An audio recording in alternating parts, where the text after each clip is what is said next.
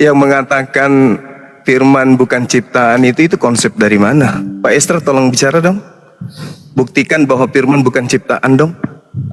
Ya, kalau firman-firmannya Allah, ya kalau firman ciptaan berarti pernah ada saat di mana Allah nggak punya firman. Ada saat di mana Allah itu, ini kalau bisa yang tertawa itu nggak usah. Sabar. Kalau firman pernah diciptakan, berarti ada saat di mana firman pernah tidak ada, berarti Allahnya bisu. Oh, bukan begitu. Pada saat Allah itu, ini kenapa kayak Komal pelawak ya? Ada saat di mana Allah itu ada saat di mana Allah itu berdiri sendiri. Pada saat Allah berdiri sendiri, belum ada ciptaan. Ketika Allah hendak menciptakan, mengadakan ciptaan, baru Allah itu berfirman. Bukan Allah. Dengan apa Allah menciptakan firman-Nya? Saya tanya. Pada dengan bisa, apa Allah menciptakan firman-Nya? Boleh baca Yesaya 55 nomor 11 boleh? Dengan apa Allah menciptakan firman-Nya? Saya tanya. Yang mau saya tatar duluan siapa nih? Pak Estra atau si Agatha nih? Saya aja Oke. Pak Estra belajar dulu di bawah ya. Oke, baik. Pada saat Allah ingin menciptakan, maka Allah berfirman. Mazmur 33 dengar. Dengan berkata, dengan sifat yang dimiliki yang melekat pada diri Allah. Allah Maha mencipta. Dengan cara mencipta, dengan cara berfirman yang disebut kalam. Salam satu Tuhan.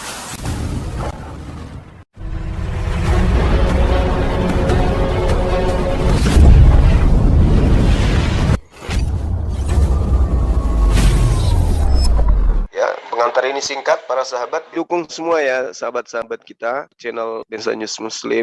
Di like, di subscribe, di share sebanyak mungkin untuk supaya mencegah sahabat-sahabat kita di luar sana Tidak. terpengaruh terhadap pemurtadan. Semoga Allah memberikan selalu sikap istiqamah. Salam satu Tuhan, Allahu Akbar. Paham ya? Kalam itu diciptakan atau tidak? Tidak dicipta. Tidak dicipta. Yang dicipta itu adalah firman. Kalau dia tidak dicipta, apakah dia makhluk atau holik? Bukan makhluk. Kalam itu adalah Allah itu sendiri. Berarti ada Allah dengan kalam. Ada Iya, dua betul. di dalam diri Allah. Bukan ada dua. Allah itu kalam. Tunggu. Logikamu di mana? Ada Allah, ada kalam. Berarti ada dua holikmu. Gimana nih? Sudah ada dua holik. Allah dengan kalam. Atau gimana, Bang? Silakan. Ayo. Silakan tunjukkan Anda pintar di sini, Juma. Ayo, dibuka mic-nya. Kalau kalam itu tidak diciptakan, berarti dia holik. Sabar.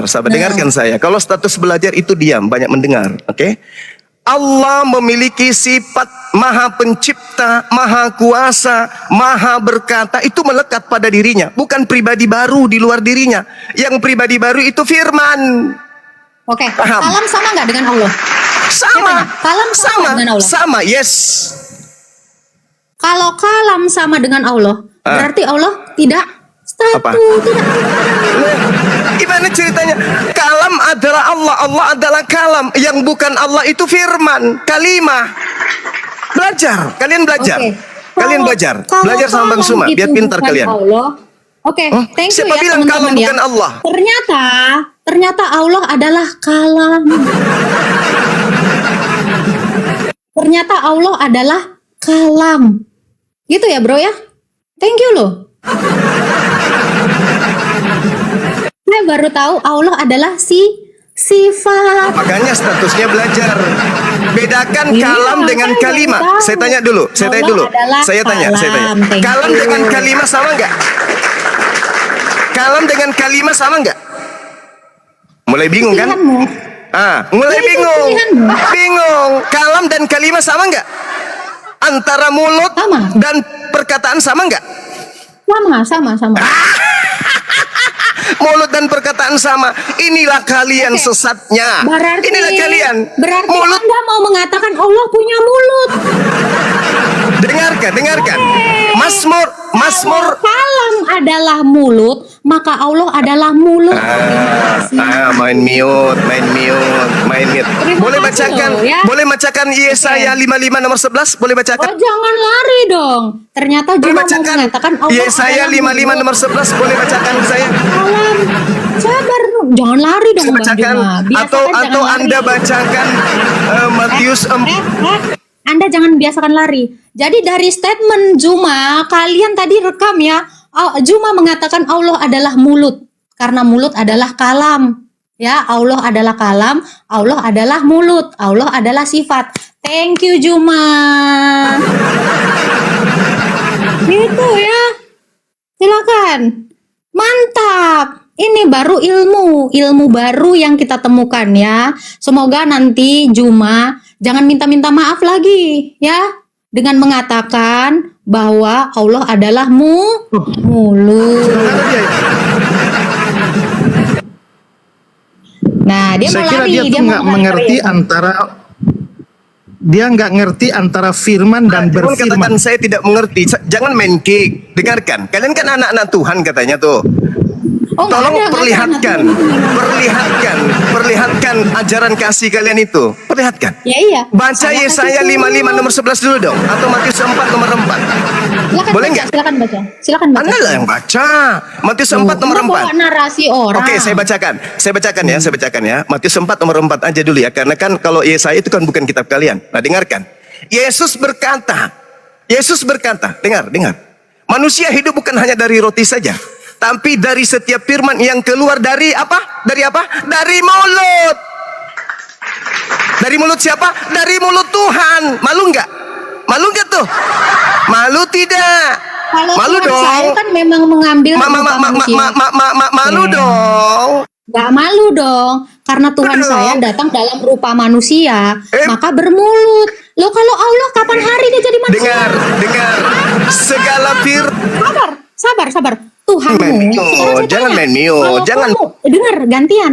Ya merah Kalau kayak kamu udang, nggak usah kayak mengatakan gitu, nggak usah merah. Allah mau bermulut, saya lebih kaget. Berarti Allah mau pernah jadi ini manusia. kitabmu loh. Kitabmu. Jelas. Sebentar, kalau kitab saya jelas yang karena mengatakan. Allah datang dalam karena Saya Allah datang dalam 55 rupa nomor 11. manusia. Kamu tadi mengatakan Lucu. Allah dengan kalamnya. Lucu kan? Kalam itu adalah mulut. Kapan hari Allah jadi manusia? Kalam itu sifat. Kapan saya katakan bahwa kalam itu mulut? Tadi kamu bilang bedakan Katakan antara kalam suara itu dengan sifat. mulut, kan? Oh iya, itu untuk kamu. Itu untuk Nah, kamu. itu. Itu untuk kamu. Kapan Karena hari Tuhanmu Allah punya punya mulut. mulut? Matius 4 Kapan nomor hari 4 Allah Tuhanmu punya mulut. Yesaya 55 nomor 11 segala firman keluar dari mulut Tuhan. Ayo. Kapan hari Allah bermulut, bro? Kalam itu sifat. Pak Esra ini murid-murid yang kenapa diajarkan kayak begini? Kalam itu sifat, kalimah itu perkataan. Antara sifat dan perkataan itu berbeda. Antara mulutmu dengan perkataanmu itu berbeda. Gitu cara belajarnya. Allah dengan sifat sama. Allah Esra dengan sifat kabur sama. kan? Bentar. Masih Allah ada dengan Esra di sifat sini, sama. masih ada. Masih ada Esra Allah di dengan sini. sifat Biar tak sama. ajarin. Enggak, lawan saya. Allah dengan sifat sama. Yes. Allah dan sifatnya itu adalah satu hakikat. Astagfirullahalazim ya Allah ya Thank you, Karim. ya. Iya. Allah dengan sifat Allah is sifat. Sifat itu maha kuasa. Kemahakuasaan Allah, kemaha penciptaan Allah itu satu dengan Allah. Kamu ingin mengatakan sifat Allah, kemahakuasaan Allah dengan Allah itu beda gitu? Sifat Allah ada berapa? Wajar Bang? Anda Kristen. Sifat Allah ada Wajar berapa, Anda Bang? Kristen. Saya tanya. Iya, Ya. sifat Allah ada berapa, Bang? Sifat Allah ada 99 yang melekat pada dirinya sendiri. Itu satu hakikat. Allah 99 dalam satu. Kalau kita masih mending Tritunggal. Anda 99 dalam satu. Ya, Sifat adalah Allah. Bang. Sifat Bang adalah Juma, Allah. Inilah ya, Bang ya. Sifat Allah itu ada 20, Bang. Jangan main Yang mute. 99 Jangan itu main Asmaul mute. Husna. Jangan main mute. Oke, jangan main mute. Sekarang begini, sifat dan Allah itu adalah Allah itu sendiri. Berarti satu kan? Berbagai macam sifatnya tetap aja satu. Yang lucu Anda membedakan, Anda menyamakan antara mulut dan perkataan. Coba mulutmu mengatakan ayam. Apakah mulutmu itu adalah ayam? Ayo, kena kau kan? Firman dengan Allah, inilah- dengan inilah. Allah itu yang mana? Yang mulut. Yang mana yang mulut, yang mana ayam? Nah, ini kita firman berbicara dari mengenai Allah kitabmu dengan- kan, Matius 4 nomor Bukan 4. saya. Loh iya. Ya iya, mulut Tuhanmu tahu mengatakan, dulu dong. Tuhanmu mengatakan firman keluar dari mulut. Keluar dari mulut. Itu sama atau beda? Ayo. Ayo. Apa tuh? Malu kan? Antara mulut Tuhanmu dengan perkataan yang keluar dari mulutnya itu sama atau tidak? Beda. Beda. Nah, Yesus ini mulut itu atau tadi, firman? Bang. Yesus Bang ini Juma, mulut atau dan- firman? Tunggu. Yesus ini mulut atau firman? Itu tadi Bang, sifat Allah itu benar 99 atau 20 Bang? Abang dari mana dapat? Sifat Allah itu Asmaul Husna. Itu sifatnya, bukan namanya, itu Oke. sifatnya. Oke? Jadi sifat Oke. Allah Sifat- itu coba, dengar. sebutkan dulu 20 Dengar, sifat dengar. Allah, coba. Gak usah kau tanya ke sana. Ini kita berbicara mengenai kalam. Pertama wujud. Sifat Allah itu Dengar. wujud. Kita Kalam, mengenal, kita dan lagi membahas Allah. antara kalam dan kalimah. Oke? Ini judul Anda nih. Yesus adalah Allah. Ini apa ini? Bang, Anda bedain membedakan dulu antara dulu. kalam. Bedakan Juma, dulu kalam. Juma, Bedakan Juma, dulu Juma, kalam. Juma. Bedakan dulu kalam. Juma, berisik, Juma. Bedakan dulu sifat dengan Asmaul Husna. Sifat Allah coba. Salah satunya kalam. Nggak usah kau ajarin saya, nggak usah ngajarin Asmaul saya. Husna beda. Ini aja dulu kamu jawab antara kalam dan Jangan lari. ngapain Kamu tidak kau bisa ke sana? membedakan nama Ngapain Allah kamu ke dengan sana? sifat. Ngapain kau ke sana? Bedakan dulu Ngapain? sifat dengan nama Allah. Nggak usah ke situ. Kamu bedakan antara mulut dan perkataan aja nggak bisa. Loh. Kok nggak boleh ke situ? Jangan bilang nggak boleh Kamu ke situ bedakan dong. antara perkataan dan mulut saja. Kamu aja nggak bisa bedain sifat dengan nama. Bedain dulu Kamu sifat. tidak bisa membedakan antara mulut dan perkataan. Dengar Kan ya lu- teman-teman ya, dia tidak bisa membedakan antara sifat dengan Asmaul Husna. Dia nggak tahu beda nama dengan sifat. Ini lucu.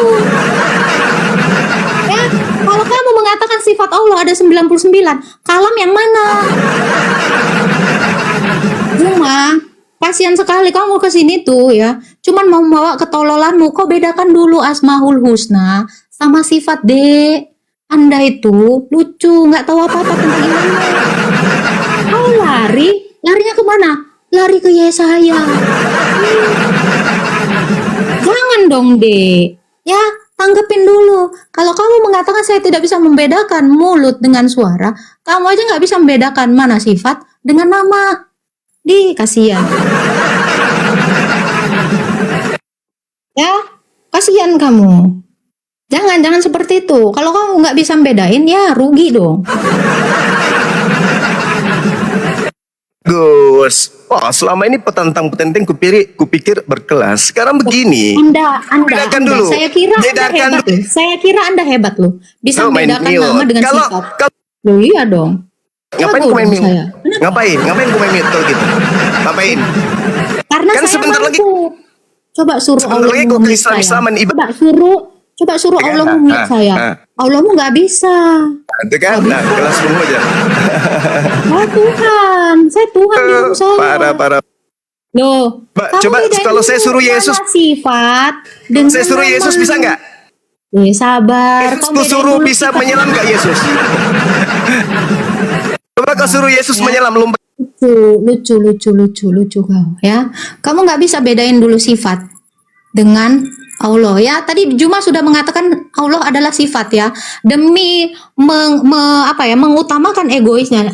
Juma mengatakan Allah adalah sifat. Allah adalah kalam. Allah adalah 20 sifat Allah. Kasihan. Tenang, tertib dulu. Bang Zuma, assalamualaikum warahmatullahi wabarakatuh, Bang Zuma. Waalaikumsalam warahmatullahi wabarakatuh. Silakan Jangan-jangan adik-adik Bang dilanjut. Zuma palsu ini, host. Asli. Bang Zuma nyamar ini. Diuji aja Rom, diuji. Uji dulu. Aku Ya, uji dulu. silakan adik-adik Oke. sekalian, tolong diajarin Bentar, teman-teman Bang. Kristen Aku kita uji untuk dulu. mengenal Ini asli Tuhan apa yang palsu benar. ini, Bang? Aku Udah, uji dulu. Romo. Iya. 1 tambah 1 tambah 1 berapa, Bang? 15 Om.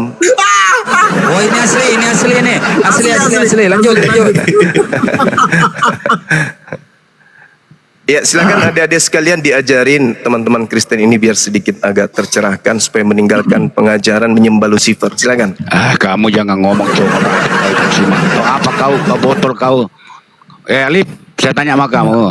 Kita diskusi, kita berdua. Botol tapi kok bertanya ya? Botol itu. Biasanya kalau orang pintar itu ditanya, ini kok malah bertanya. Anak TK kapan?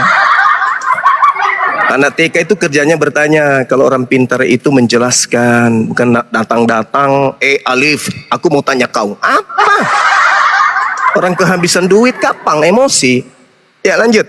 Dinda Alif ditatar beliau supaya tidak kelamaan nyembah Lucifer. Siap Gurunda, siap Gurunda. Terima kasih. Nanti kalau parah sodor ke saya ya, biar saya sunat ya. Siap. Ini dia mau Jawaban atau bagaimana tuh? itu kawanmu Pak Benedict tuh, West Yesus tuh, namanya Yesus tuh. Nggak tahu tuh ada tata krama atau enggak itu. Oke, itu tadi saya sudah sampaikan ya, penjelasan tentang keberadaan Tuhan. Tuhan tampakkan kekuasaannya dengan segala sesuatu ciptaannya. Itu menunjukkan bahwa ada Sang Maha Pencipta di sana. Makanya tadi di dalam Al-Quran disebutkan wafi angpusihim, dan pada diri kalian semua, atau pada diri kalian. Di situ menunjukkan bahwa Tuhan itu ada menciptakan manusia.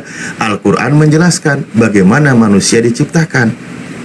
Ini menunjukkan Sang Pencipta itu maha mengetahui. Nah sekarang coba kalau memang Anda membantah ayat ini bahwa menunjukkan kebenaran Tuhan, Anda bisa nggak tantang Tuhan Anda bagaimana Tuhan Anda menjelaskan menciptakan manusia?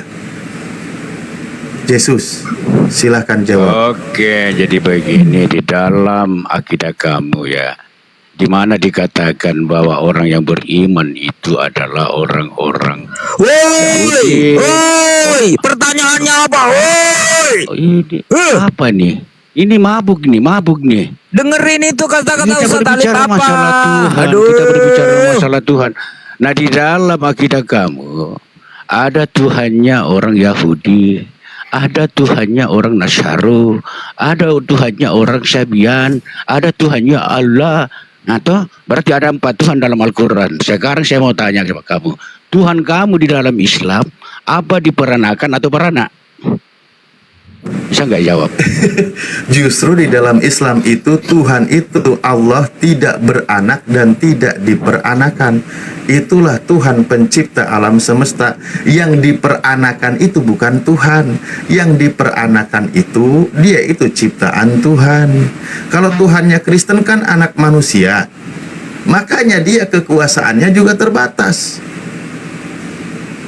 Oke, sekarang kalau memang tidak diperanakan, apakah batu Hajar Aswad itu kan sebagaimana kita ketahui bahwa dia menghapus dosa sebis-sebisnya.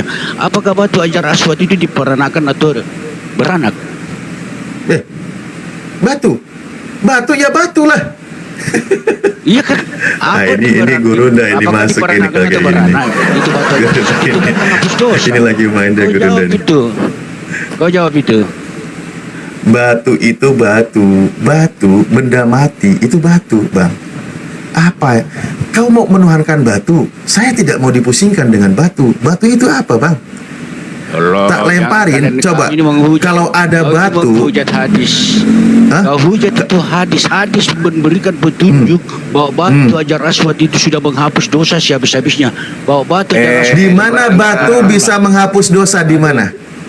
Dasar oten. Jangan kamu. Gurunda, Fadil Gurunda. Di mana ada batu menghapus dosa tuyul? Kau semua tidak punya ilmu, kau orang botol kau. Kau tidak punya ilmu kau. Rambuanga. Kau itu botol. Rambuanga. Mana Tolong hadisnya kau. batu menghapus dosa? Mana Kau dalilnya? urus. Rambuanga. Orang botol tidak bisa kau diajak diskusi. Iya, mana Sudah hadisnya batu menghapus dosa itu di Kau mana? memang botol. Kalau Anda mensifati batu itu seperti itu, baca Keluaran 29:14. Berarti tai sapi yang hapus dosamu gitu. Hah? Berarti biji sakarnya Tidak Yesus menghapus usah dosamu kamu- gitu. kamu jelaskan Batu sakar Yesus menghapus dosa wes Yesus Ya Allah, gitu. kami datang memenuhi panggilanmu. Yang memanggil di situ siapa? Ya Allah, aku memenuhi panggilanmu. Yang memanggil di situ ketika siapa? kau berhadapan dengan batu hajar Yang aswad. memanggil di situ siapa? Batu yang memanggil, batu. Kamu. Batu yang memanggil. Kau. Mana Kau dalilmu? Mana Dalilmu di hadapan batu memanggil? hajar Mana coba? aswad, Mana dalilmu kau batu memanggil? berkata- Mana dalilmu batu memanggil? Jangan dimut-mut dong. Nah, inilah kalau umat cuplis, congor ini otak nggak berfungsi. dibantu dengan congor. Kamu Ini mengatakan semua batu menghapus dosa. Mana dalilnya? Keluaran Batu. 29 nomor 14, tai sapi menghapus dosa. Ayo, gimana itu? Bagaimana itu? Bakarlah tai sapi itu di luar kemah supaya dosa-dosamu terhapuskan. Berarti kau artikan bahwa tai sapi itu menghapus dosa gitu? Hah? Cupu. Gimana tuh? Bakar tai sapi hapus dosa. Proses pembakarannya, upaya Alif. membakarnya atau tai sapinya? Alif, kenapa kau lari dari kenyataan ini, Alif? Kenapa kau congor? Kenapa kau bilang aku lari dari kenyataan? Rambuanga yang menghapus dosa itu jelas-jelas yang digantung di atas pohon. Ini semua saya sudah bilang. Rambuanga dengarkan saya. Dia itu botol. Rambuanga dengarkan saya. Yang digantung di atas tiang salib itu diantaranya biji sakar. Alif, kalau mau nggak mau saya turun. Kandungan tainya Yesus. Biji sakarnya Yesus, Saya turun, anusnya, kalau kau tidak mau, saya kakinya, melayani di mulutnya, congor ini, lambungnya, semua congor, ginjalnya, semua itu digantung di atas tiang salib. Kau paham? Berarti semua yang Sekali melekat lagi, pada Alif, diri Yesus itu mau atau adalah tidak, penebus kalau kamu tidak dosamu, mau, saya turun. termasuk tai Saya yang ada turun. dalam perut Yesus. Nah, kau jangan kabur. Kuat ya? Enggak kuat ya? Kolose 2 nomor 9. Sebab di dalam Yesus kepenuhan secara jasmani.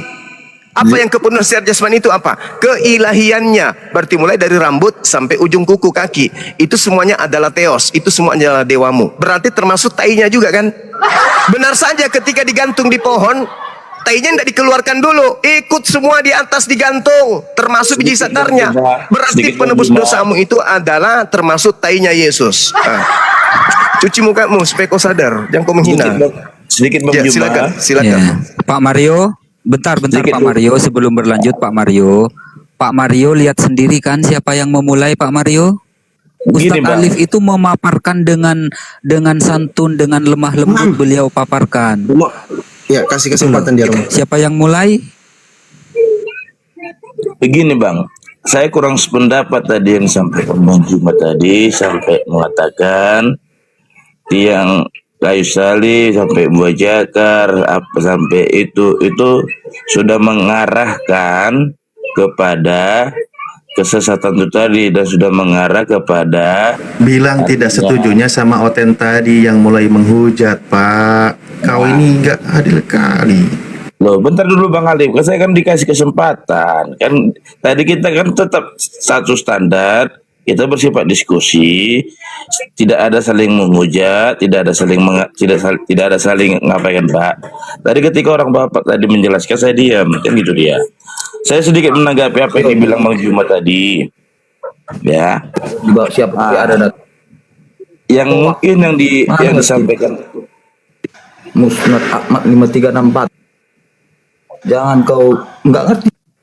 Ya, sabar gantian. Nanti dulu, nanti kesuruh baca hadis itu. Tenang aja.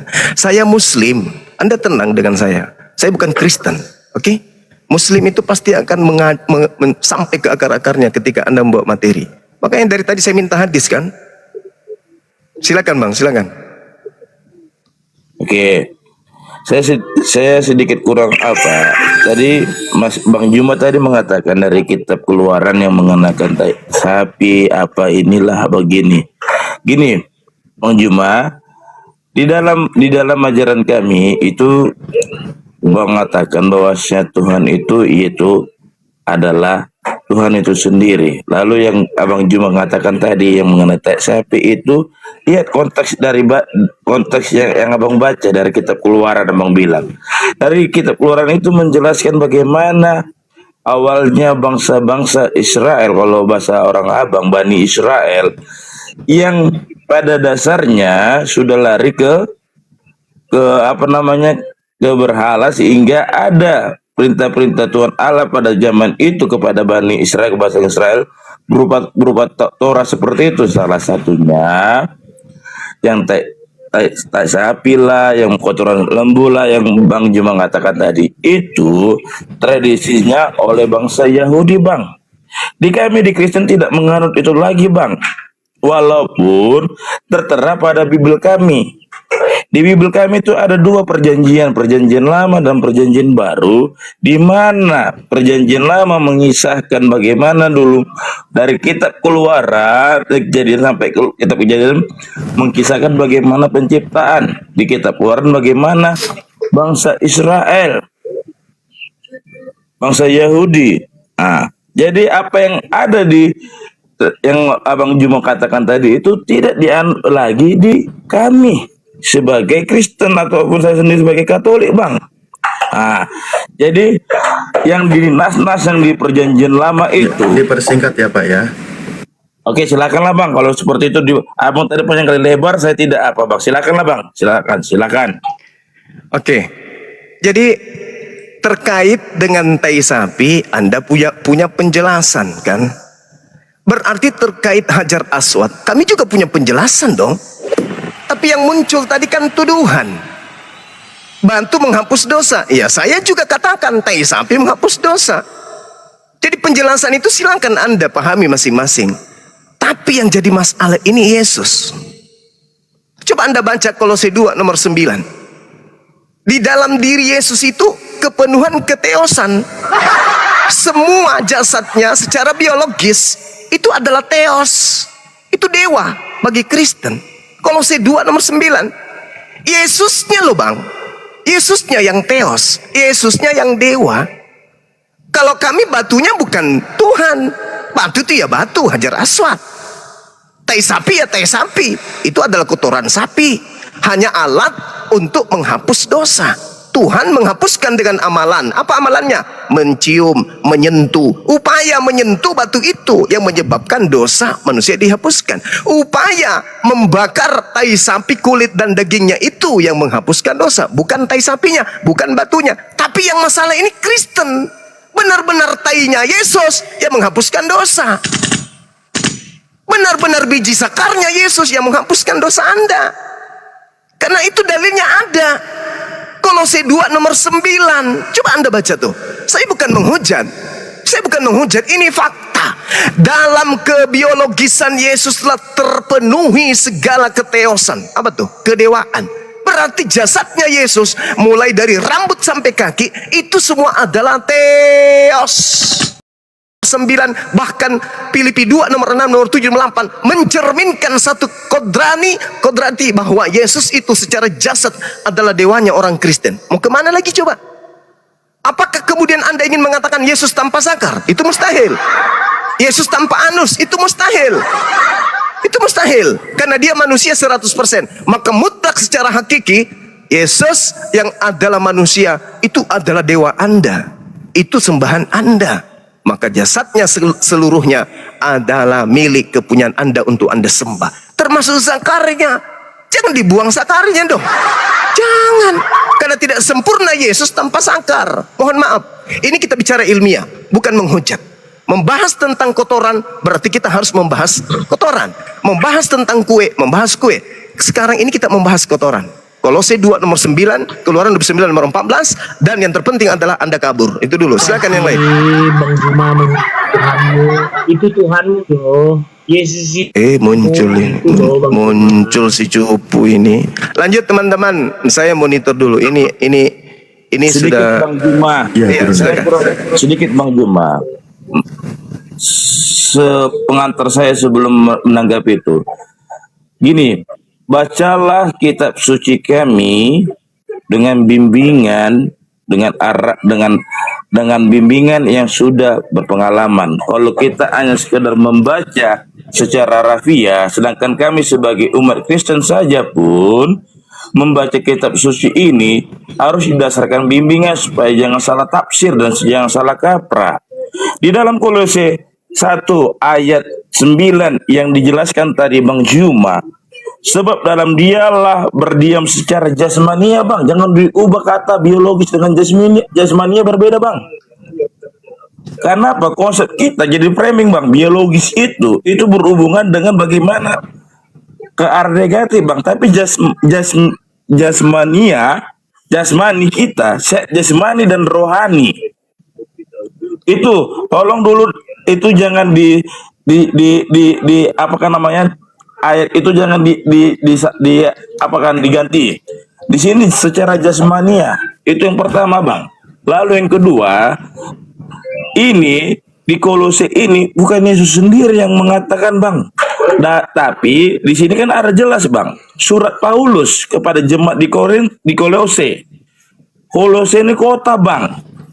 Jemaat di Kolose, surat Paulus. Makanya saya katakan tadi, untuk membaca Bible kami saja sebagai Kristen, itu harus ada bimbingan, jangan salah tafsir. Tetapi di balik itu, saya bersyukur juga Bible kami dalam konteks bahasa Indonesia bisa dibaca, bisa ditelusuri oleh saudara-saudaraku Muslim ini, sehingga ada sedikit pemahaman yang mungkin bukan menjadi suatu kebenaran. Makanya saya sedikit tadi ada beberapa tadi, kayak saya lupa tadi komentar siapa, Bang Juma tadi ya, sebelum masuk, mengubah pikiran sehingga beralih.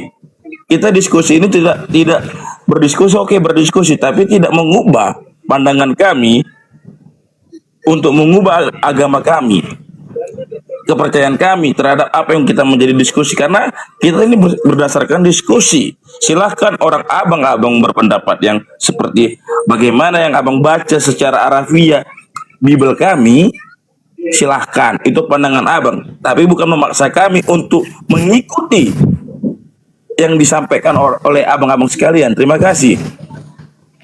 Oke, baik. Mohon izin, teman-teman. Anda mengatakan biologis dan jasmani itu berbeda. Silakan aja. Tapi yang pasti original teksnya mengatakan somatikos. Somatikos itu berarti tubuh, ya kan? Tubuh itu berarti biologis. Tubuh itu berarti jasmani. Mau lari kemana? Tak akan pernah kemana-mana. Tetap aja di situ. Kalau Anda mengatakan saya salah mentafsirkan, silakan aja. Yang Anda maksud bimbingan siapa? Bimbingan pendeta, bimbingan pastor. Pendeta pastor membimbing Anda supaya perpuluhan. Kalau saya kagak. Saya membimbing, menyampaikan, mengedukasi supaya orang-orang itu keluar dari lingkaran dogma dan doktrin. Sebab dalam dialah berdiam secara jasmani. Jasmani itu apa? Jasad. Jasad itu apa? Tubuh. Tubuh itu apa? Ya biologis juga. Timotikos itu kan artinya tubuh ini, badan ini. Sementara Yesus digantung itu lengkap. Enggak disimpannya ininya, enggak disimpanlah itunya, semuanya digantung. Dan itu disebut Yesus. Kalau cuman tangannya, disebut tangannya Yesus. Kalau cuman kepalanya, kepalanya Yesus. Kalau cuman kakinya, kakinya Yesus. Tapi itu tidak. Yang digantung itu Yesus secara utuh. Pak Isra suruh aja tadi kabur kok. Ya, jadi yang betul adalah saudara Kristen ketika melakukan penghujatan terhadap Islam, mengatakan batu menghapus dosa, maka coba renungkan. Itu ada baiknya penghujatan seperti itu, supaya orang-orang yang banyak tersadarkan dengan tuduhan dan fitnahan serta hinaan itu. Oh, ternyata selama ini kita melempar adanya kuman di seberang lautan, ternyata gajah di pelupuk mata kita tidak lihat. Yang digantung di atas tiang pohon itu kan Yesus. Lengkap, utuh jasmaninya. Berarti yang digambarkan Kolose 2 nomor 9, seluruhnya digantung di atas pohon. Bahkan ini dibenarkan di dalam Filipi 2 nomor 8, bahwa yang digantung terkutuk di atas tiang salib sepenuhnya manusia. Berarti sepenuhnya jasad, sepenuhnya biologis, sepenuhnya jasmani. Berarti orang Kristen dihapuskan dosanya dengan mengorbankan salah satu diantaranya adalah biji sakar. Karena itu melekat pada diri Yesus. Jangan gengsi mengaku itu. Oh iya Bang Suma, dosa-dosa kami dihapuskan oleh jasad Yesus. Diantaranya ya kotorannya yang ada melekat pada dirinya, biji zakarnya, lidahnya, limpahnya. Akui aja itu. Kau usah terlalu bertele-tele-tele-tele. Iya Bang Suma, kami dihapuskan dosa kami dengan jasadnya Yesus. Sudah selesai. Ayo Hatua, kau banyak dongeng baca aja udah kau pelintir. Gimana Hatua? Turunin ini kucuk ini yang lain. Dikit dulu. Saya menanggapi. Jangan diturunkan si Gohira ini, jangan biarkan dia di situ. Sedikit Om. Saya silakan. sedikit Bang Juma tadi ini ke arah biologis. Silakan Anda bedakan antara jasmani dan biologis. Bang Mario ini tukang ngarang nih udah. Benar Bang. Kenapa temannya sendiri dibilang ngarang? Kau sendiri itu saya apa? lihat Bang Juma ini dari tadi perkataannya ke arah biologis. Gimana berani kan? Buah jakar yang Biologis itu jasmani, Bang. Dengar dulu Bang. Saya menanggapi pernyataan Abang, Bang. Somatikos itu jasmani, biologis sama aja, Bang. Bang, saya dengar Bang. Saya menanggapi pernyataan Abang. Dari tadi yang saya dengar, silakan. Abang tadi bicara terus ke arah biologis, ke buah jakar lah. Gohira sabar, waktu Anda masih panjang loh. Duduk aja di situ dulu. Nanti ku tatar juga ente ya. Saya tahu penyakit Anda sudah parah, tapi mudah-mudahan doakan aja saya bisa menyembuhkan Anda. Saya akan berusaha sekuat tenaga untuk mengeluarkan kemampuan saya sebagai dokter akal untuk menyehatkan Anda. Duduk aja situ dulu. Sabar. Jangan ganggu saudara Mario dulu. Sabar aja di situ. Lain berbohong tentang kiamat. Berdua kalian yang netral. Larinya ke kiamat. Gini, manusia separuh bebek. Suruh ke hadapi saya. Iya, silakan. Dari tadi saya memperhatikan pernyataan Abang secara biologis, ke buah jakar lah, ke apalah. Bang, mohon maaf Bang, sebenarnya Bang, udah aku bilang dari tadi. Itu tafsiran Abang silahkan mengenai jasmani itu dengan biologis itu bersama Abang mengambil sudut pandang yang sama. Saya katakan tadi, secara bahasa Indonesia pun jasmani itu dengan biologis itu berbeda konsep maknanya Bang. Biologis itu karena negatif jadinya Bang. Jadi sama halnya kayak Bang bilang tadi sama saya, bahwasanya Bang bilang tadi mengatakan karena menanggapi pernyataan saya, kami aja Kristen aja baca Bible ini perlu bimbingan siapa? Pendeta, pastor yang minta persepuluhan. Kan begitu tadi pernyataan Abang. Maka saya katakan tadi dengan bahasa Abang yang dari tadi mengarah ke biologis, ke buah jakar, ke yang kotoran-kotoran. Mohon maaf Bang, sebelumnya dengan sangat hormat saya mohon maaf. Jadi saya pikiran dan omongan itu hampir sama jadinya Bang, pernyataan seperti itu Bang. Karena kita jelas di sini Bang. Maka saya katakan tadi, jangan salah menafsirkan, bahkan jangan mengganti suatu ayat Bang. Jasmani ke biologis itu berbeda persepsinya Bang. Itu bersifat ke arah framing Bang. Itu dia. Jadi, makanya saya katakan sekali lagi, membaca Bible kami ini, bacalah keseluruhan perikop, jangan ambil ayat demi ayat. Dan satu hal yang harus dipahami oleh abang-abang sekalian yang merasa sudah mau mengetahui, membedah baca apa kami, Bible kami, bahwasanya Bible kami ini Bang, itu ditulis Bang. Di sini kan ada jelas surat Paulus. Bukan berarti menjadi suatu patokan ayat yang membenarkan pandangan dan tafsiran Abang. Baca keseluruhan perikopnya Bang. Makanya sekali lagi saya katakan tadi, silakan orang Abang yang mengatakan muter-muter supaya lebih jelas. Karena tadi kalau dibilang bahasa saya muter-muter, justru di sana Bang Juma pun selalu muter-muter ke arah buah jakar lah, ke sinilah, beginilah, kan gitu dia. Jadi, pahamilah Bible kami ini narasinya, jangan dengan pikiran dan tafsir seperti ini tertulis, ini yang benar, tidak. Jadi sekali lagi kita ini berharap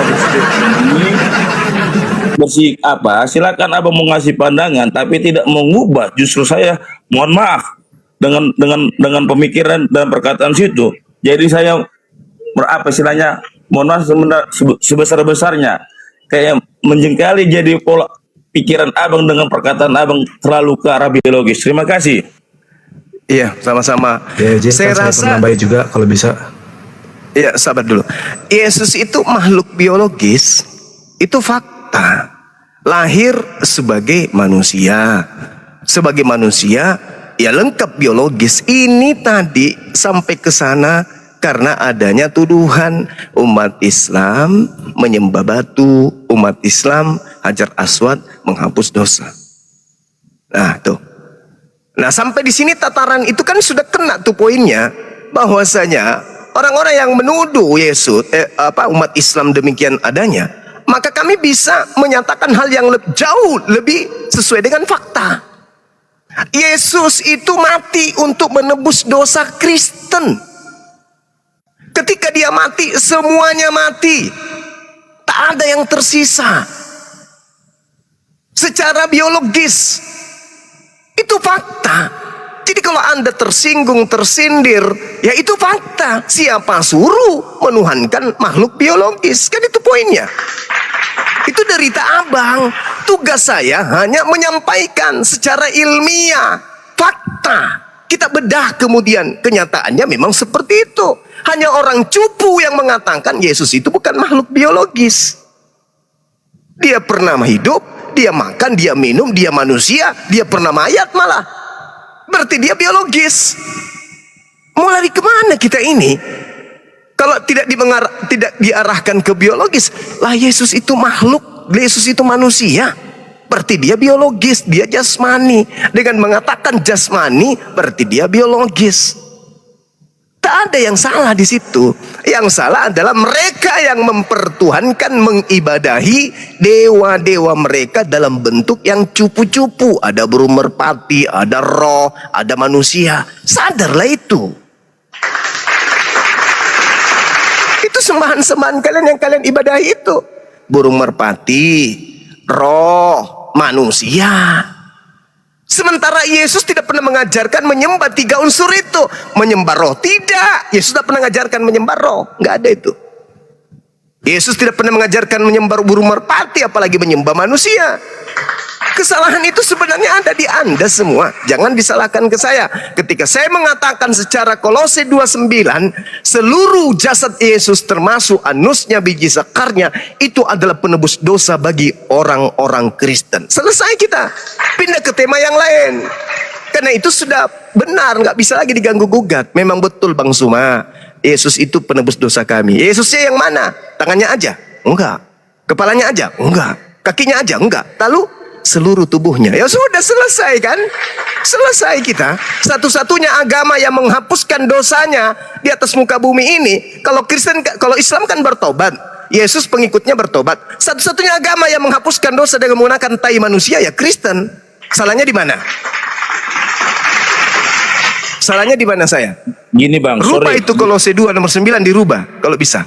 Bang, ya silakan. Yang cukup dirubah pemikiran dan pandangan abang, dan jangan, nah makanya saya katakan tadi, jangan mengganti ayat yang sudah tertulis di sini jasmania diganti biologis Bang. Kita sebagai bahasa, menggunakan bahasa Indonesia yang baik dan benar, kita tahu biologis itu arah kemana Bang.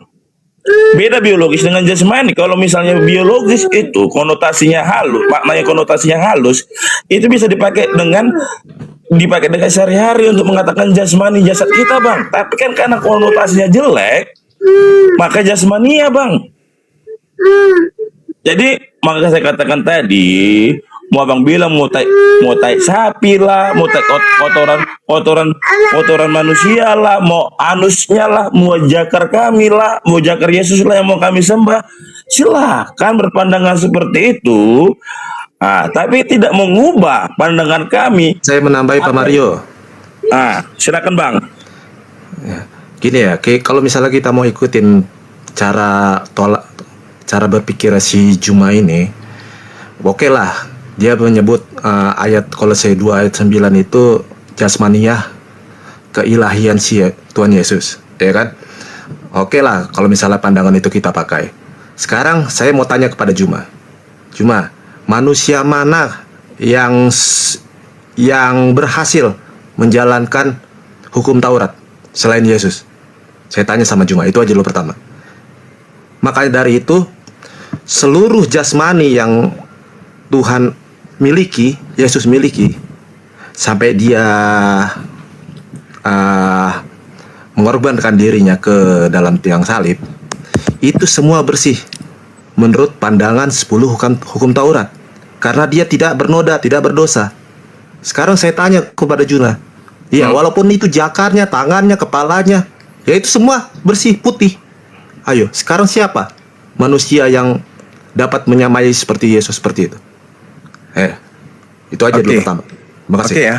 Oke, saya jawab. Yesus itu manusia yang paling tergagal menjalankan hukum Taurat. Itu dulu. Camkan baik-baik ucapan saya ini. Yesus itu manusia tergagal menjalankan hukum Taurat. Menurut iman saya minta Kristen. dalilnya. Oke. Gagalnya ya. di mana? Oke. Dikatakan di dalam kitab saudara Galatia 3 nomor 13. Kenapa Yesus terkutuk? Buka. Tolong bacakan. Kenapa Yesus terkutuk? Karena dia melanggar hukum Taurat. Oke ya. Jadi manusia yang paling busuk, yang paling kotor di atas muka bumi itu namanya Yesus. Saya ulang. Manusia yang paling busuk di dunia ini bernama Yesus. Kok bisa gitu Bang Suma? Seluruh dosa-dosa manusia ada sama pundaknya. Dosa membunuh, dosa mencuri, dosa memperkosa, dosa merampok, semua ada pada pundaknya. Itulah Yesus, manusia paling bobrok, paling busuk. Makanya Kristen mengaminkan itu. Kristen mengatakan Galatia 3 nomor 13, Yesus telah menebus kita dari kutuk hukum Taurat dengan jalan menjadi apa? Menjadi mulia? Tidak, menjadi kutuk. Itu Yesusmu tuh. Jadi kalau Anda mengatakan siapa manusia yang paling bisa melakukan hukum Taurat? Hei Bung, ketika Yesus itu disalibkan, kuburan terbelah, orang-orang suci keluar. Itu satu. Yang kedua, di dalam Matius 21 nomor 31 Anda baca, orang yang percaya kepada Yohanes, yaitu mereka pesunda dan orang-orang pemungut cukai, lebih dulu masuk surga. Berarti mereka lebih taat Taurat daripada Yesus Anda itu. Yesus itu manusia gagal dan dewa yang paling gagal. Ada lagi pertanyaan yang lebih berat, yang lebih sulit? Silakan. Dalil yang mana yang berdasarkan pernyataan abang tersebut? Galatia 3 nomor 13. Yesus telah menebus Kristen dari kutuk hukum Taurat dengan cara menjadi apa? Menjadi kutuk atau menjadi mulia? Dulu itu dari atas sampai bawah, Pak. Enggak, saya tanya dulu. Sepotong-sepotong Yesus itu ditujukan kepada siapa? Yesus itu mati secara mulia atau mati secara kutuk? Itu dulu poinnya. Jangan giliran tidak enak Anda ingin membela kematian Yesus. Seakan-akan kalian Muslim. Yang membela kematian Yesus itu cuma Muslim. Sekarang kalian berlomba-lomba. Oh tidak, Yesus tidak terkutuk. Oh no. Baca satu perikop, baca dari atas. Apa sih? Kok jadi Islam kalian? Jadi Kristen sejati dong. Memang betul kok. Yesus itu terkutuk untuk dosa-dosa kami. Udah. Ngapain jadi Islam-Islaman sekarang? Kok menjadi keislaman Bang? Maka saya katakan sekarang tadi, saya tanya, Yesus itu menjadi kutuk atau menjadi mulia di tiang salib? Menjadi mulia. Nah, itu dalilnya ngomong apa? Iman Anda jadi Islam. Itu imannya Islam itu. Yesus manusia mulia, itu Islam. Yesus manusia kutuk, itu Anda. Tapi Anda tidak sadari. Yang mana yang mengatakan itu Bang? Baca Galatia 3 nomor 13. Baca. Maka saya katakan Bang, saya coba meluruskan pandangan abang. Saya minta Anda baca Kristen sampai di negara kita ini karena Bible yang menghantarkan Kristen ke Indonesia. Maka untuk mengkaji Kristen, baca Bible. Baca Galatia 3 nomor 13, please. Yesus telah menebus Kristen dari kutuk hukum Taurat dengan cara, dengan jalan, dengan metode. Ini saya akan bacakan ya. Karena Kristen. Oke, silakan. Ini. Silakan. Ya. Kristus telah menebus kita dari kutuk hukum Taurat dengan jalan menjadi kutuk karena kita. Nah, menjadi apa? Karena menjadi kutuk karena kita. Menjadi kutuk. Mana menjadi mulia? Mana menjadi mulia? Mana? Bang, dengar dulu Bang. Dengar. Estrasorur suruh naik ke sini biar kusunat dia. Silahkan Bang. Gini Bang, makanya dengar baik-baik ya. Gimana? Kristus telah menebus kita menjadi hukum Taurat dengan jalan menjadi kutuk karena kita. Ingat, siapa yang menjadi kutuk di sana? Dengar dulu Bang. Tapi dari pengantar kita berdiskusi. Ini kok ketika saya bicara kok dipotong Bang. Tadi sorry, maaf. Maaf. Mana sih yang cuma main kita? Oke, baik bang. Sorry bang. Baik, silakan. Nah, sportif dong Bang Juma. Iya, oke. Menebus sorry. kita. Kristus telah menebus kita dari kutuk hukum Taurat dengan jalan menjadi kutuk karena kita. Bang, ingat, kutuk hukum Taurat. Kenapa dikatakan Rasul Paulus hukum Taurat itu terkutuk? Ingat, Paulus sebelum bertobat, dialah Saulus yang betul-betul menghormati dan menjalankan hukum Taurat tersebut, Bang. Jadi, dari dasar ini Paulus mengatakan kutuk hukum Taurat. Kita dari kutuk hukum Taurat karena kita tidak menjalani hukum Taurat, kita terjadi terkutuk, Bang. Sebab ada tertulis. Izin dulu. Kalau bisa jangan ada suara berisik itu ya anak-anak, karena kita ini banyak yang live YouTube Bang Mario ya. Mohon dikondisikan dulu tempatnya. Van, itu anaknya nangis karena ayahnya gemeteran itu, Van. Anaknya nangis takut. Bang Romo, tolong abang sendiri berargumen tadi, jangan mengundang suatu framing yang ke arah apa, Bang? Provokator, Bang. Lanjut Bang Mario, lanjut ya. Oke. Nah, di sini sebab ada tertulis komanya, Bang, berarti di dalam hukum Taurat itu ada tertulis orang yang digantung pada kayu salib itu terkutuk, Bang. Kenapa? Di bangsa Yahudi, tradisi bangsa Yahudi, orang yang disalib itu orang yang perampok, Bang. Makanya saya kasih penerangan pemikiran abang.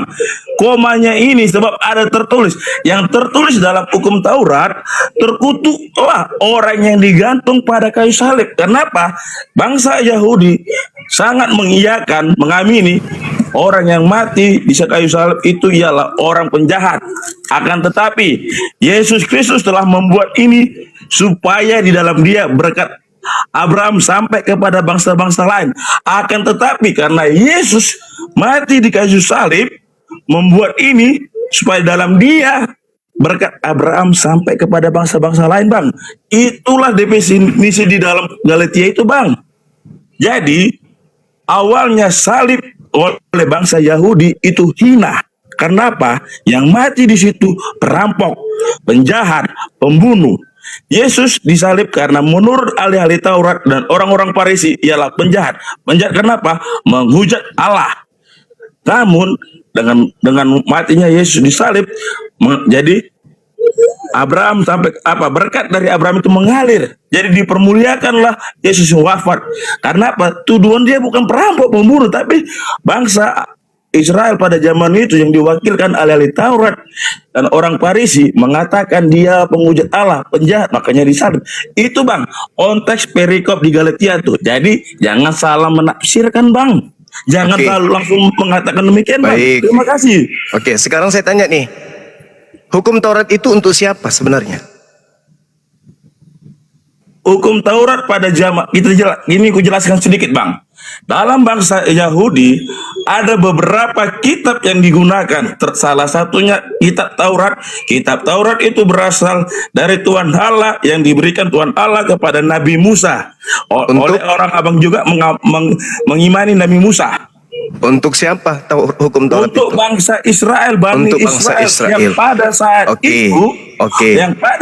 itu, yang pada saat itu sudah dengar, Bang, kan? Sebentar, saya belum selesai. Pada saat itu melenceng kepada Tuhan Allahnya. Hukum Taurat itu berupa 2 loh batu. Itu yang pertama. Selain hukum Taurat yang dipakai oleh bangsa Yahudi, yaitu kitab Nabi Nuh. Yang oleh abang juga. Jangan terlalu panjang, Bang. Gantian lagi. Bang host, tadi Bang Saya mau nanya kejelasan ini konsep topik pembicaraannya mau 2 arah apa 1 arah sih? Itu pertanyaan bisa bertanya juga ketika Bang Juma tadi terlalu panjang menjelaskan, kami diam, tidak ada, Bang. Sedikit mencelah. Ya, silakan. Saya mau bertanya juga dong pada kalian ini. Orang abang-abang ini selama ini memperseptifkan dalam Bible kami salah, padahal cara membaca dan mengamati Bible kami lah orang abang-abang ini yang salah. Terima kasih. Lanjut. Oke, baik. Tak ajarin kalau gitu. Ternyata poin Anda itu nggak sampai, ilmunya masih nihil. Hukum Taurat itu bukan untuk kalian. Jangan kalian itu nyamar-nyamar jadi Bani Israel. Hukum Taurat itu hanya milik kepunyaan Bani Yakub. Yesus mati nebus hukum Taurat untuk yang empunya Taurat, bukan untuk kalian. Ente siapa rupanya? Kalau Galatia 3 nomor 13 itu Anda katakan baca satu perikop, lalu mana Galatia Yesus mati untuk kita itu siapa? Anda tahu nggak Galatia itu ditulis untuk siapa? Hah? Surat Galatia itu ditulis untuk siapa? Anda tahu nggak? Anda tahu? Saya jawab. Ya, boleh. Silakan, silakan. Anda tahu Galatia itu ditulis untuk siapa? Galatia ini surat Rasul Paulus menulis kepada jemaat di Galatia. Galatia ialah kota. Kota di itu Galatia. Kota itu ada beberapa Sudah. Selesai. Saya cuman itu tanya. Berarti ketika Anda mengatakan Galatia dituliskan untuk jemaat yang ada di Galatia, berarti kita di situ bukan orang Indonesia. Belum paham juga. Yesus Kristus telah menebus kita. Kita di situ bukan untuk orang Indonesia. Yang ada di Galatia itu adalah keturunan Yakub. Makanya dikatakan jemaat-jemaat, karena Kristen belum berbentuk jemaat pada saat itu. Kristen belakangan muncul. Jemaat yang dimaksud itu adalah jemaat Yakub, keturunan Yakub yang tinggal di Galatia sana. Maka yang dikatakan Yesus Kristus telah menebus kita dari hukum Taurat. Hukum Taurat ini adalah hukum untuk keturunan Yakub. Maka kematian Yesus hanya untuk melepaskan keturunan Yakub dari hukum yang ada untuk dirinya. Hukum Taurat untuk Bani Yakub, kenapa justru dia nebus hukum Taurat untuk Kristen? Tak nyambung.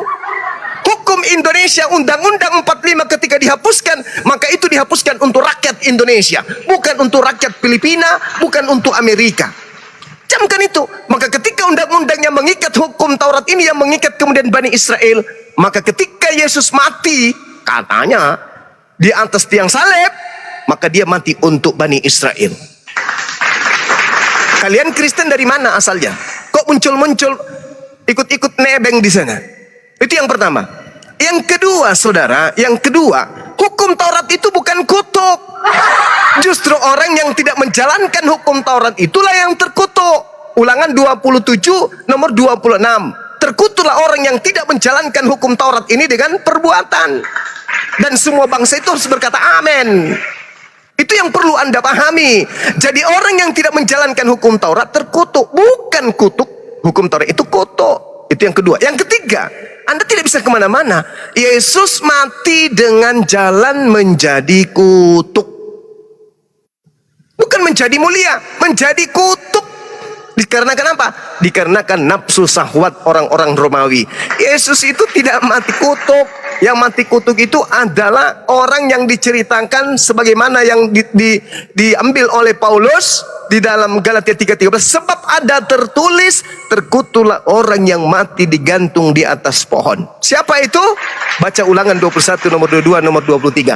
Ternyata orang yang digantung terkutuk di atas pohon itu adalah orang yang melakukan dosa yang sepadan dengan hukuman mati yang dikutuk oleh Tuhannya Elohim. Pertanyaan saya, dosa apa yang dilakukan oleh Yesus sampai dia dihukum mati setara dengan hukuman mati? Sampai dia digantung setara dengan hukuman mati, sampai dia dikutuk oleh Tuhan Elohim. Dosa apa yang Yesus lakukan? Ada yang bisa jawab dosanya Yesus? Silakan. Tiket Bang Juma. Yesus disalib karena mengaku sebagai Allah. Nah, itu hasil kesaksian palsu. Ini buka aja Matius, buka Matius. Baca Matius 27 nomor 18. Pilatus mengatakan mereka menyerahkan Yesus untuk dibunuh karena dengki. Yesus tak ada dosa. Pertanyaan Abang Juma tadi mengatakan dosa apa yang dilakukan Yesus makanya dia disalibkan? Matius 26 nomor 59 Anda baca. Hadapan Mahkamah Agung, itu apa? Ahli Taurat. Iya, Anda baca aja dulu kitab Anda, Matius 26 yang itu, nomor 59.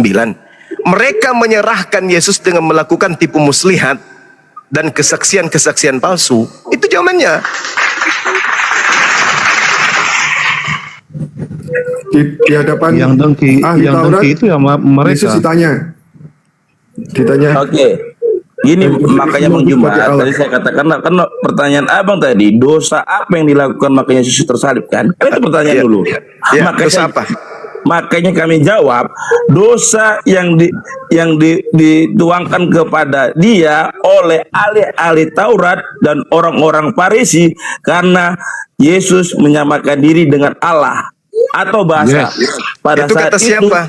menghujat Allah ada di Bible abang. Bacalah Bible kami, tapi abang suka membaca Bible kami. Itu coba pertama. Coba Ya, Anda tunjukkan di dalam perjanjian lama larangan mengaku sebagai anak Allah itu di mana? Abang, mengaku anak Allah itu adalah dosa itu di mana dalilnya? Coba tunjukkan. Tunjukkan ke saya. Gini Bang, dengar. Pertanyaan abang kan saya jawab. Tidak, maka saya jawab. Pada ini ya, dengar. Mengapa Yesus itu disalibkan? Dosa apa? Dosa apa yang dilakukan oleh Yesus yang sepadan dengan hukuman mati? Anda menjawab, dosa menghujat Allah karena mengaku sebagai anak Allah. Kalau itu kesaksian Yahudi betul, berarti ada dalilnya. Tuhan marah orang-orang mengaku sebagai anaknya. Mana dalilnya? Tuhan marah kalau orang mengaku sebagai anaknya. Di mana dalilnya tertulis? Imamat 24 ayat 16. Oke, Siapa kita baca. yang menghujat nama Tuhan, pastilah ia dihukum mati dan dilontari dengan batu oleh seluruh jemaah itu, baik orang asli Yang maupun saya orang tanya, Israel asli. Bila yang ia saya menghujat tanya, nama Tuhan, haruslah dihukum mati. Di mana orang yang mengaku sebagai anak bukan sebagai penghujat? Yang saya tanya, di mana dalilnya orang mengaku anak Tuhan itu sepadan dengan hukuman mati? Itu di mana dalilnya? Imamat 24 ayat 16. Itu menghujat nama Tuhan. Yang saya tanya, yang mengaku anak Tuhan itu di mana dalilnya sepadan dengan hukuman mati? Bukankah orang-orang Yahudi disebut sebagai anak-anak Elohim? Matius 26 ayat 65. Matius 26 Bukankah ayat Tuhan 45. justru mengatakan inilah anakku, inilah anakku? Imam besar ada itu kesaksian palsu, itu kesaksian palsu. Ketakutan amat semua Yang ini. mana Bang mengatakan itu kesaksian palsu Bang? Matius 26 nomor 4. Matius 26 nomor 59. Baca. Markus 14 nomor 1. Baca Bang. Matius 27 nomor 18. Lengkap itu. Baca Bang ayatnya Bang. Saya ajari Abang cara bacanya. Coba baca dulu ayatnya Bang. Baca dulu. Oh, Matius 26 ayat 65. Maka imam besar itu mengoyakkan pakaiannya dan berkata, ia menghujat Allah. Untuk apa lagi kita perlu saksi lagi? Sekarang telah kamu dengar hujatnya. Mana hujatannya? Mana hujatannya? Buktikan. Yesus mengaku sebagai anak Allah, sebagai Allah. Apakah anak Allah itu menghujat Allah? Pak, kalau seperti itu pertanyaan abang, tanyakanlah kepada ahli-ahli Taurat dan orang-orang Farisi, Bang. Sekarang Anda sudah mencuri kitabnya. Baca di kitabnya, kan sudah ada hasil curian itu di tangan Anda. Baca kitabnya lengkap. Bacaan kitabnya lengkap. Ada tidak Tuhan menghujat orang yang mengaku sebagai anaknya? Ada enggak? Berarti tersirat kemana tidak mengaku Yesus itu dosa ya? Oh Yesus iya. memang tidak punya dosa, Bang. Yesus itu tidak punya dosa. Yang punya dosa itu kalian. Nah, terus kenapa kalian mengimani? Kenapa kalian mengimani dia disalib kalau dia tidak punya dosa? Ayo. Bang, coba dulu framing bahasa-bahasanya ini Bang agak jelas. Sebelum saya menjawab pertanyaan abang, sebelum saya menjawab pertanyaan, tolong tunjukkan di mana di perjanjian lama mengaku sebagai anak Allah itu adalah menghujat Allah dan sepadan dengan hukuman mati. Tunjukkan dalilnya. Saya tunggu. Orang Yahudi sangat paham yang dimaksud Yesus adalah dirinya, dia mengaku sebagai Allah. Saya tunggu mana dalilnya. Kalau itu Yesus sudah klarifikasi di Yohanes 10 nomor 34, 35, 36. Udah. Sekarang dalilnya yang disebut menghujat Allah itu, yang disebut menghujat Allah itu adalah mengaku sebagai anak Allah. Mana dalilnya? Silakan. Saya tunggu. Imamat 24 ayat 16. Ini mau memperbodoh orang atau memperbodoh diri sendiri? Baca saja, baca Imamat 24 ayat 16. Oke. Saya tidak mau membaca. Siapa yang menghujat nama Tuhan, pastilah ia dihukum mati dan dilempari dengan batu. La haula wala quwata illa billah. Yang saya tanya apa? Yang saya tanya apa? Sesuai tuduhan orang Yahudi. Dia telah menghujat Allah karena dia hanya manusia, tapi dia mengaku sebagai anak Allah. Mana dalilnya? Mengaku sebagai anak Allah itu menghujat Allah. Mana dalilnya? Orang Yahudi mengaku sebagai anak Allah dan menyamakan dirinya dengan Allah. Mana dalilnya bahwa itu menghujat Allah ketika orang Yahudi mengaku sebagai anak-anak Allah? Mana dalilnya? Mau abang tanya dalilnya, tanyakanlah kepada ahli-ahli Taurat karena bukankah kitabnya sudah Anda curi, sudah ada di Anda, sudah nempel di agama Anda, terjemahan kitab Yahudi itu sudah Anda ambil. Kenapa mesti tanya kepada mereka? Gini Bang, oke, nggak ada dalil ya, nggak ada dalil. Oke, selesai. Cuma kamu nggak percaya orang Yahudi, Pak? Kamu nggak percaya sama orang Yahudi? Bibelmu itu loh, kok larinya ke orang Yahudi? Bibelmu ada kan perjanjian lama itu kan? Iya. Kitab Spanyol yang separuh nyolong dari agama Yahudi itu kan sudah ada di tangan saudara. Di situ ada nggak dikatakan bahwa menamakan diri Anda sebagai anak Elohim itu adalah menghujat Elohim? Kok orang Kristen mengaku sebagai anak-anak dewa kok? Ini yang ngomong imam besar loh. Kalian mengaku sebagai anak-anak Theos, kurang apa lagi coba? Apakah ketika Anda mengaku sebagai anak-anak Theos, Anda menghujat Theos Anda? Kan tidak. Itu junjunganmu loh, kamu percaya enggak? Begini. Oke. Sedikit saya kasih yang agak berisi sedikit lah ya, silakan. Oke. Saya agak tertarik dengan pernyataan Abang Juma tadi. Yang pertama mengatakan bahwasanya Yesus itu hukum Taurat itu untuk Bani Israel dan Yesus mati untuk Bani Israel, bukan untuk Indonesia. Kan begitu dia. Ya. Tapi ada baru yang kedua mengatakan bahwasanya ajaran kami itu Spanyol, separuh nyolong dari Yahudi, Israel. Itu fakta. Betul. Fakta. Oke, fakta ini juga yang perlu saya ungkapkan, Bang. Banyak dari teman-teman dari Abang kalau nggak salah dengar tadi, saya belum bisa pastikan tadi, lupa ingat saya tadi. Dari pihak orang Abang mengatakan bahwasanya ajaran Islam ini pun juga ada juga Spanyol, Bang, separuh nyolong dari orang Israel dan hukum Tauratnya Israel, Bang. Harus kita sama-sama, Bang. Mengapa demikian saya katakan? Pertama, nabi yang sama-sama yang ke-25 nabi yang Abang apakan itu sama ada di nabinya Bani Israel. Jadi kalau dibilang bahasa supir, kalau sama-sama Spanyol jangan saling menikung, Abang. Kita akui juga jajaran Abang juga Spanyol, Bang, separuh nyolong juga lo, Bang. Itu dia. Kenapa? Malah ditegaskan juga harus mempercayai kitab sebelumnya kan, Jabur, Taurat. Kenapa? Kenapa nggak dipakai gitu loh? Oke, kalau gitu tunjukkan. Gitu dia. Tunjukkan di dalam kitabnya umat Islam itu ada perjanjian lama. Tunjukkan di mana itu nempel, di belakang, di samping, kiri, kanan, atas, bawah. Saya katakan dari awal kami bersyukur. Kenapa saya kata demikian? Karena apa? Kitab kami berbahasa Indonesia yang bisa dibaca bebas, sedangkan Al-Quran hanya bahasa Arab yang harus pun juga ada kursusnya kayak pengajian. Jadi kalau udah cuman level nangis ganti aja pemainnya. Kalau cuma nangis, yang saya tanya di mana Yesus itu mendudukkan dirinya sebagai pendosa yang sepadan dengan hukuman mati? Kan tidak ada.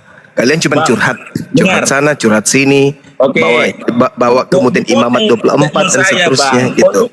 Ya karena sudah tidak rasional, sudah nggak masuk ke dalam inti pembahasan gitu loh. Kenapa tidak? Islam itu tidak ada mencuri kitabnya Yahudi, tidak seperti kalian. Mana di Islam ada kitabnya Yahudi bentuk terjemahan? Mana ada? Kalian itu pencuri. Iya betul, itu fakta, itu real.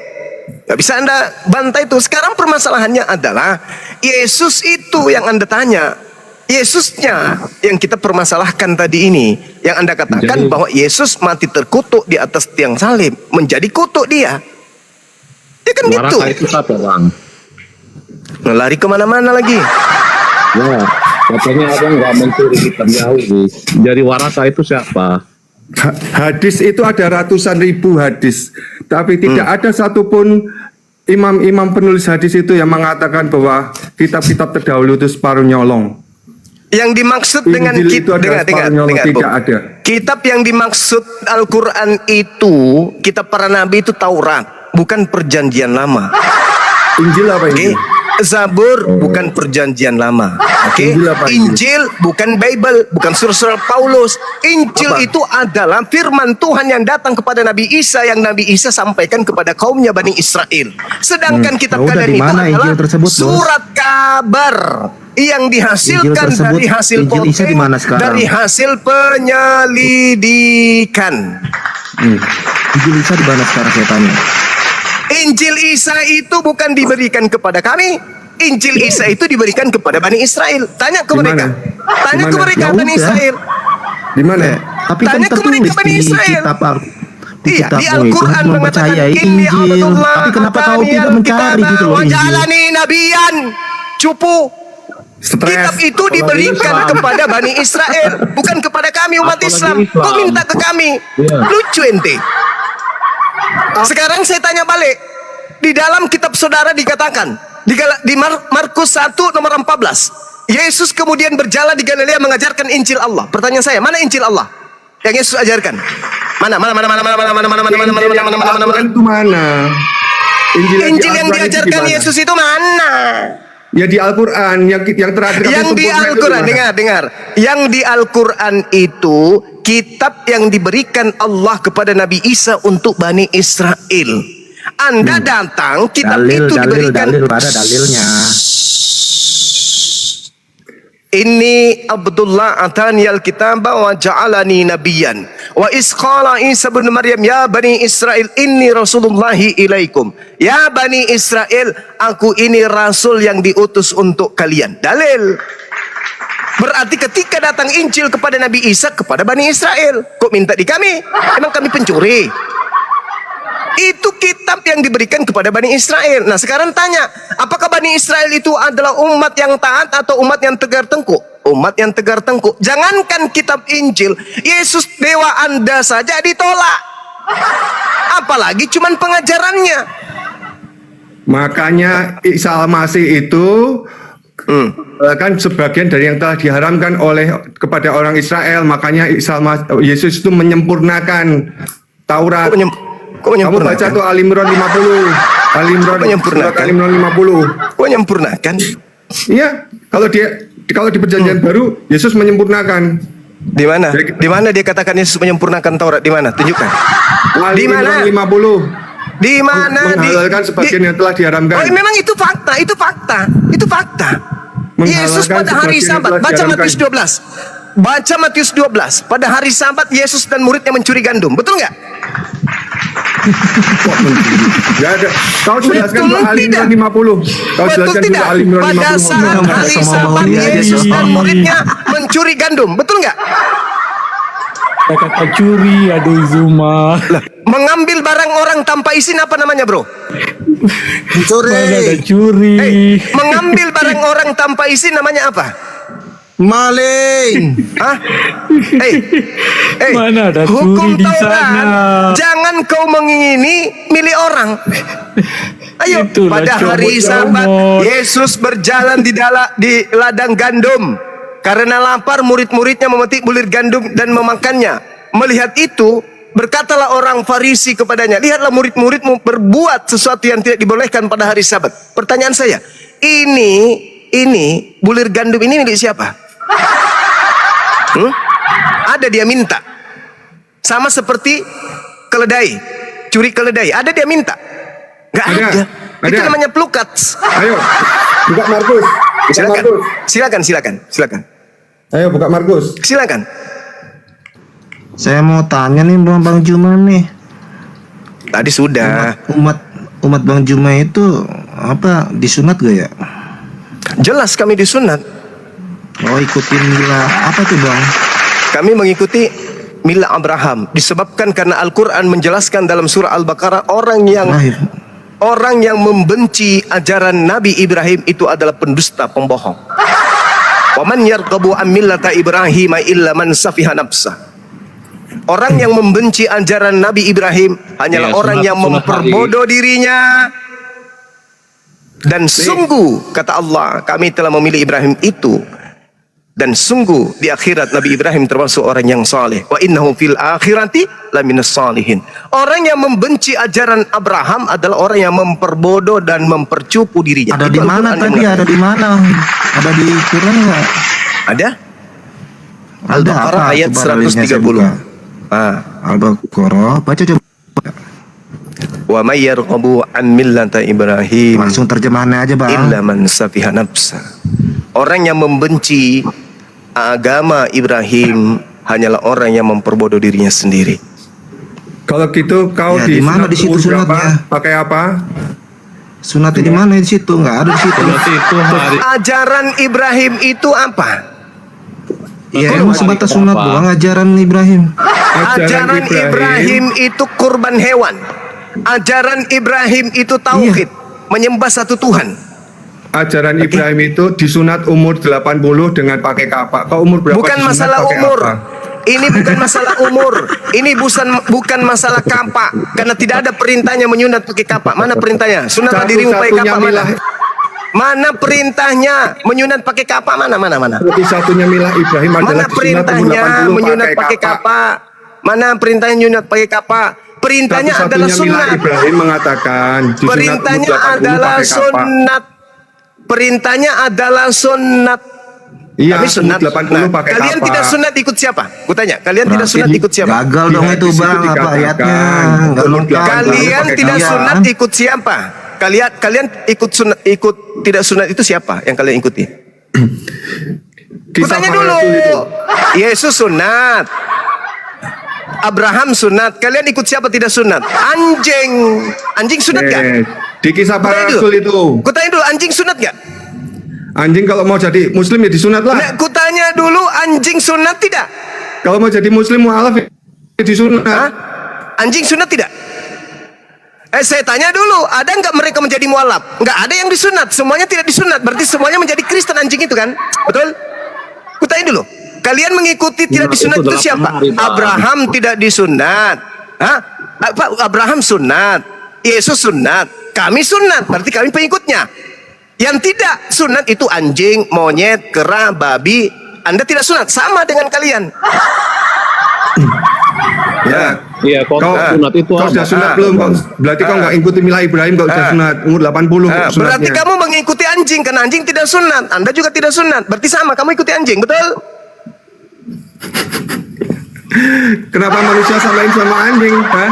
Iya, karena manusianya sunat. Abraham sunat, Yesus sunat. Kalau saya Kamu belum- manusia, belum kamu bisa tidak sunat. menerima, Berarti kamu ikut Pak binatang, Jumat. kamu ikut hewan. Hewan tidak sunat. Belum pernah kulihat ada anjing sunat. Muhammad kalian juga nggak sunat. Muhammad Berarti anjing kok. slogan kita penyempurna perbuatan agak dong Pak Juma. Terbukti sudah ternyata Oten 2 ini kambing, anjing ini dua-dua ini. Muhammad juga nggak sunat. Udah diam satu-satu. Anjuma. Diam satu-satu. Semua menghujat ini. Payah nih. Satu-satu. Nih. Satu-satu tuh.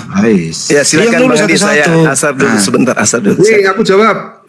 Aku jawab. Pertanyaannya Bang Juma. Kau tuduh mencuri keledai. Pertanyaannya Bang Juma, kenapa Anda tidak sunat? Kenapa? Jawab. Ya, kenapa Bang Juma tidak sunat? Jawab, Bang Juma kamu kenapa tidak ditanya, sunat? kau bertanya terus.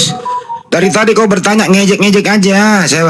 Dari tadi kau nggak ada maksud niat diskusi. Sekarang kau ditanya, kenapa kamu tidak disunat? Apakah kamu mengikuti babi sama anjing tidak disunat? Jawab. Ngikutin Muhammad, boleh kan? Nggak bisa diskusi ini, Ros. Dari tadi ngejek. Nggak bisa diskusi. Ngejek terus. Sekarang bisa gitu ya, kenapa kamu nggak disunat? Jawab.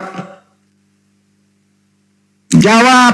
Dari tadi kau ngejek terus Bang Juma. Diskusi nggak mau serius. Hei, kenapa kamu nggak disunat? Ngikuti babi sama anjing. Gue perhatiin dari bawah tadi.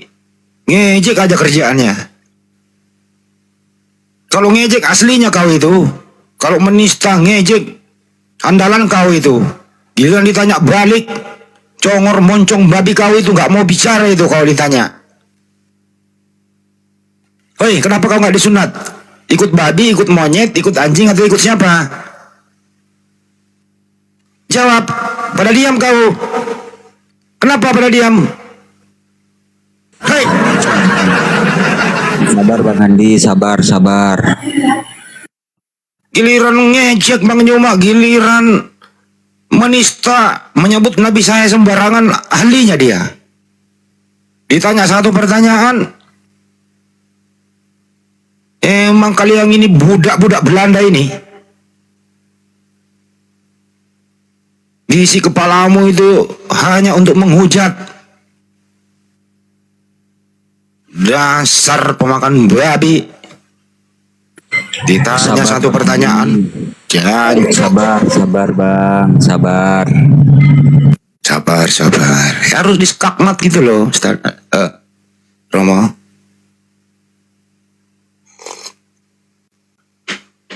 Kurang sabar apa coba Bang Juma?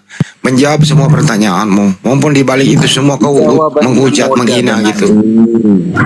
Kenapa mereka tidak sunat? Karena mereka ikut Paulus, tidak ikut Yesus. Salah itu. Mereka tidak disunat ini karena mengikuti babi, mengikuti anjing. Karena babi dan anjing tidak disunat. Itu.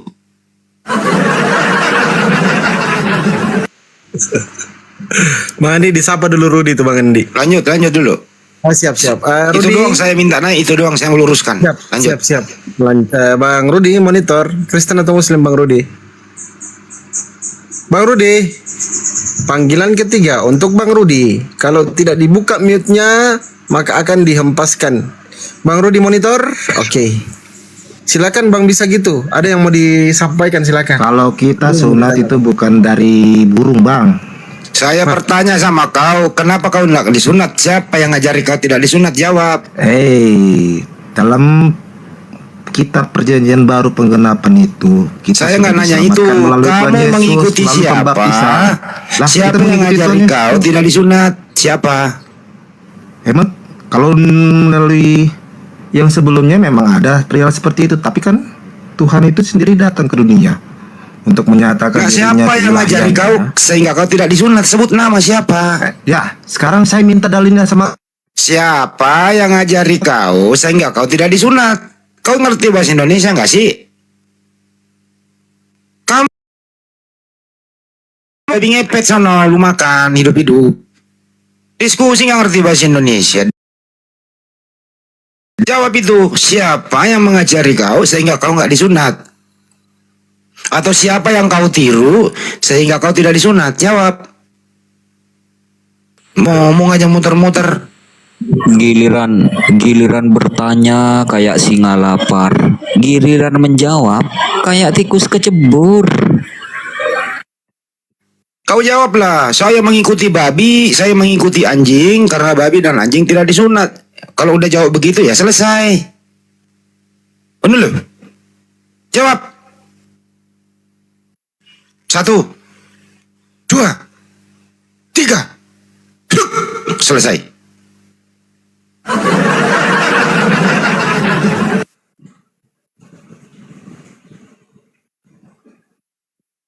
Baik, sang pengembara ini Kristen atau Muslim? Sang pengembara. Mute terus, mute. Disunat itu hari ke-8. Halo. Iya, bentar dulu brother. Sang pengembara ini Kristen atau Muslim? Oke, ketiga kali saya tanya ya. Bang pengembara Kristen atau Muslim? Lanjut.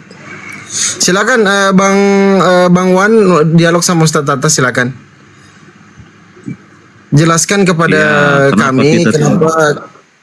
Iya, silakan brother. Kalau ajarannya manusia harus disunat. Silakan Bang Wan dijawab Bang Wan. Kenapa Anda tidak? Siapa yang Anda ikuti sehingga Anda tidak disunat? Jawab Bang, silakan.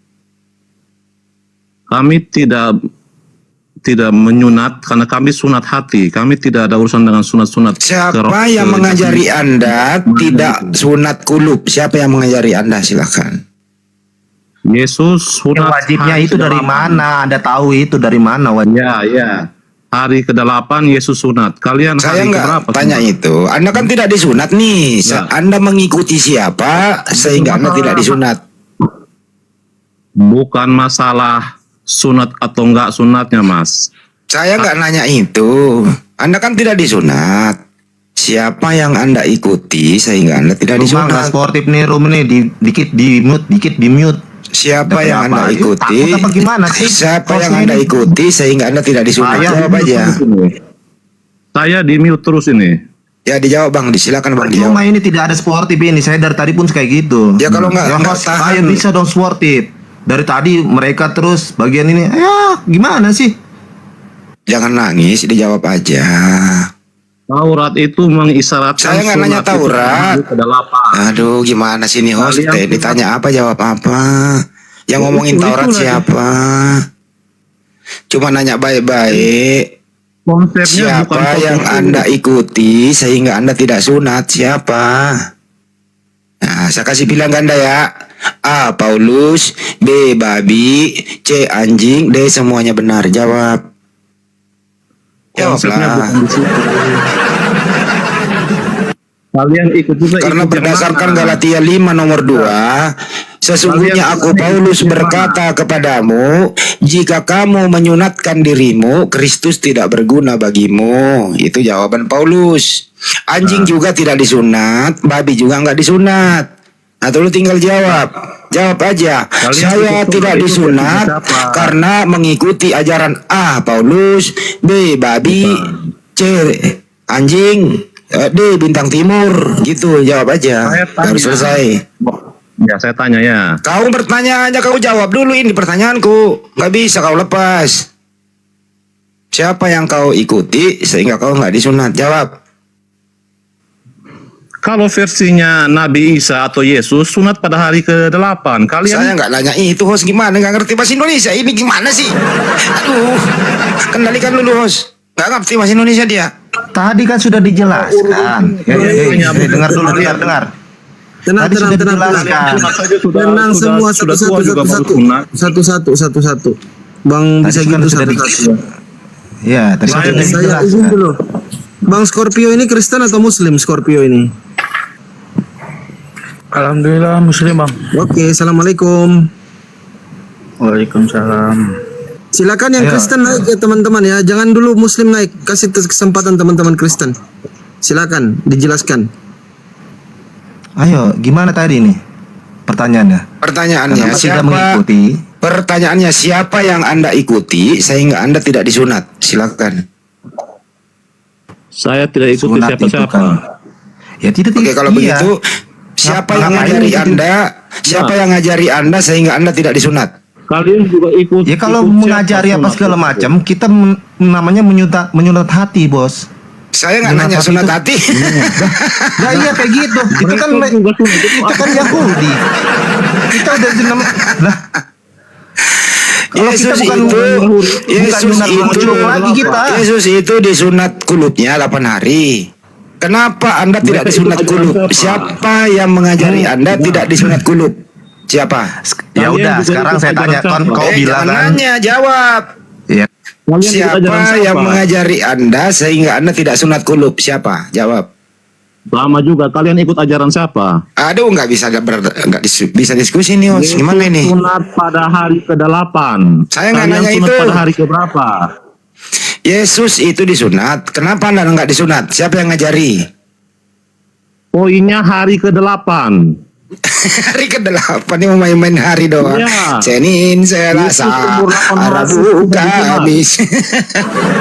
Anak SD. Kok kalian ikut ajaran Yesus? Di mana dalilnya Yesus menyuruh kita untuk menyunat? Di mana? Ya, jadi siapa yang Anda ikuti sehingga Anda tidak disunat? Siapa yang Anda ikuti? Jawab aja itu doang kok. Siapa? Yesus Masalahnya itu. kalian juga tidak ikut siapa? Iya. Kau berdua aja ngomong berdua sih itu nggak nyambung. Malu-malukan lo kau sebagai Kristen sini. Malu lo.